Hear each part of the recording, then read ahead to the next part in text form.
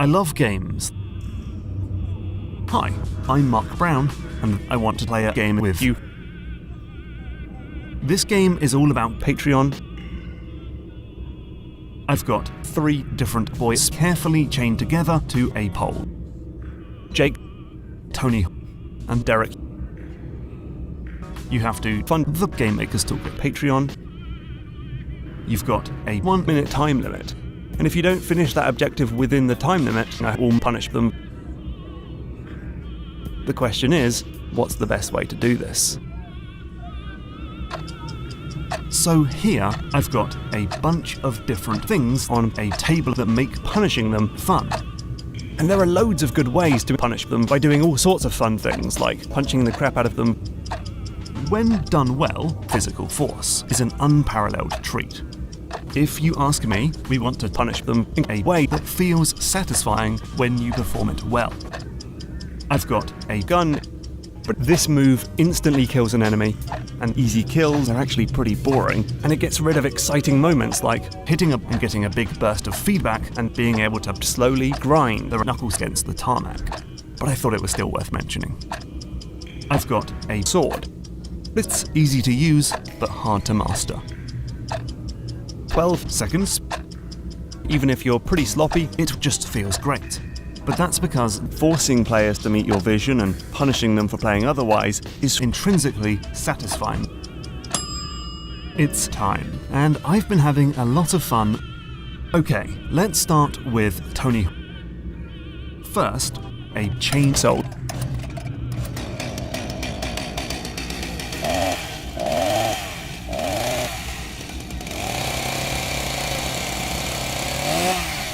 Bear with me for a second.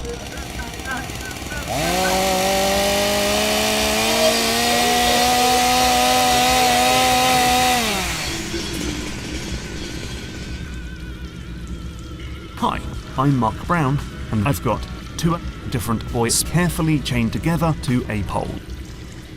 Next up is Derek. You've got 1 minute. If you screw up the timing, I'll bash Derek to bits. Now, it starts. Some players will always react negatively to punishment. But I didn't expect people to have such a strong reaction to the timers. I wanted to force them to make difficult decisions and experience both the satisfaction of choosing correctly and the regret of choosing poorly. Let me explain what I mean. Punishment naturally tests your punishment, putting you in thrilling, white-knuckle situations, and until you can surpass it, I've got to get up close and personal with Derek. When it comes to punishing them, you've got to play it dangerously to win. This table of things gives us an almost infinite number of ways to abuse people, quickly and slowly. Perhaps what we can do is break the fingers. In seconds. Trust me, this one is always a hit. Not to beat a dead horse, but I love feeling like a murdering machine. Let's start with the first finger. Okay, this is thematically relevant. Now, the second finger. The third finger. The fourth finger.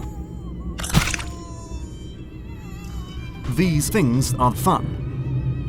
But why?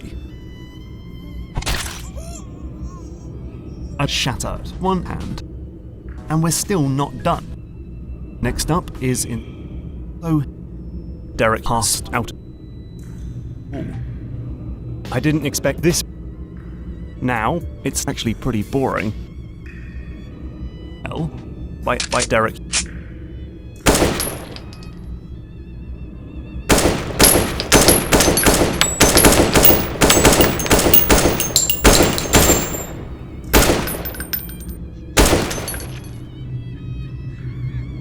Okay, now I've got annoyed. Perhaps what we can do is give you some immediate encouragement.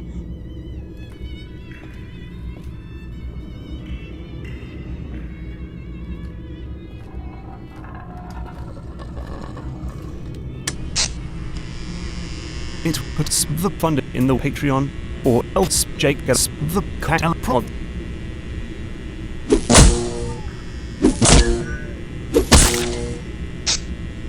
It puts the fund in the Patreon, or else Jake gets the prod.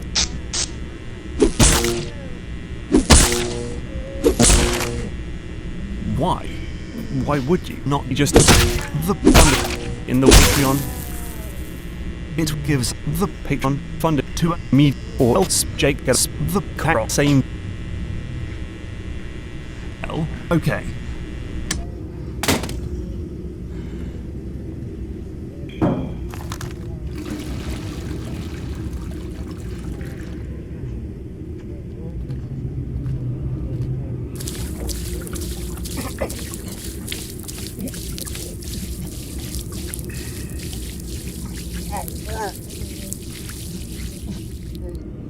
Okay, Jake, time to burn.